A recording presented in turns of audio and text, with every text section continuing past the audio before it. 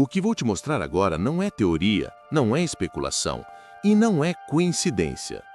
Nos últimos dias, algo começou a se mover no Oriente Médio.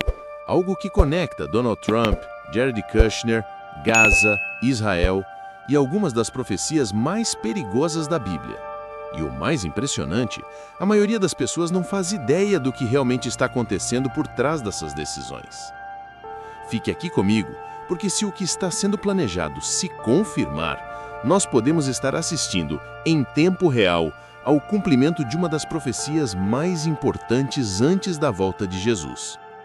Nos últimos dias, Trump fez declarações explosivas sobre o futuro de Israel. Declarações que muita gente aplaudiu, mas poucos perceberam o quanto elas se encaixam em profecias específicas da Bíblia.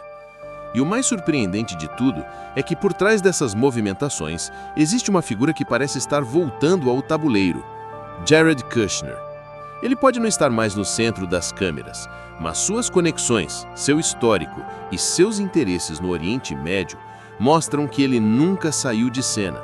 Só estava nos bastidores, aguardando a hora certa. E essa hora chegou. Sempre que Israel está envolvido em grandes transformações, nós vemos eventos com implicações proféticas profundas.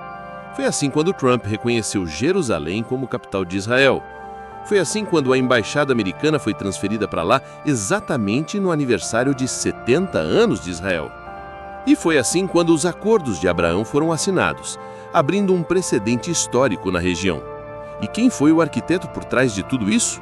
Não foi o presidente, não foi o secretário de Estado, foi Jared Kushner. E agora, quando tudo parecia adormecido, o cenário volta a se mover. Trump retorna com propostas ousadas sobre o futuro de Gaza, propostas que, surpreendentemente, não foram rejeitadas pelo atual primeiro-ministro de Israel. Trump chegou a sugerir que os Estados Unidos assumam o controle da faixa de Gaza, transformando a região e gerando empregos, desenvolvimento e estabilidade. Mas quando você analisa isso sob a luz das Escrituras, percebe que existe um alinhamento perfeito com as profecias de Zacarias, capítulo 14. A Bíblia diz que antes do retorno de Jesus, todas as nações se reunirão contra Jerusalém. Não é apenas um conflito local. Não é apenas mais uma guerra, é um movimento global. E quando isso acontecer, a única intervenção capaz de pôr fim será a vinda de Cristo pisando literalmente sobre o Monte das Oliveiras.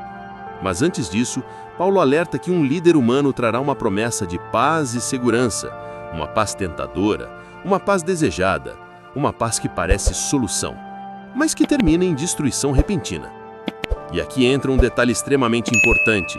O nome da iniciativa criada por Kushner anos atrás era justamente Peace to Prosperity, a proposta de paz e segurança. Esse termo não é coincidência, é eco, é sombra, é alinhamento. E agora, com Trump novamente ativo e sugerindo o controle territorial, essas peças começam a se encaixar de um jeito preocupante. A região de Gaza aparece repetidamente nas Escrituras como lugar de conflito e destruição, e o que estamos vendo hoje é exatamente isso. Mas o mais intrigante é que o controle americano sobre Gaza, defendido por Trump, poderia desencadear ainda mais tensão com as nações vizinhas, especialmente com as que já não simpatizam com os Estados Unidos. Isso cria o cenário perfeito para uma escalada maior, exatamente como as profecias dizem. E aqui entra o ponto mais delicado. Muitos acreditam que o caminho para a paz definitiva só será possível com a unificação das três grandes religiões abraânicas. Isso inevitavelmente envolve território religioso e construção.